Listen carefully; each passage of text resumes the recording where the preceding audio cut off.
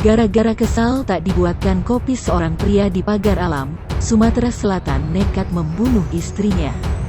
Padahal korban baru dinikahi pelaku secara siri sejak sebulan belakangan.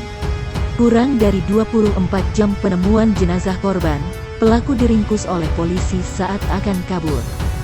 Dikutip dari sripoku.com, pelaku bernama Samsu dibekuk oleh jajaran Polres Pagar Alam pada Senin tanggal 18 Oktober tahun 2021 pagi saat hendak kabur menuju tempat persembunyiannya. Dalam pengakuannya, Samsu mengaku dirinya kesal terhadap istrinya lantaran permintaannya untuk dibuatkan kopi ditolak oleh korban, Waldasi.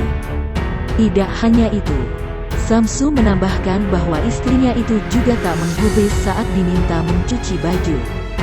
Samsu mengatakan, peristiwa ini terjadi pada Minggu tanggal 10 Oktober tahun 2021 lalu.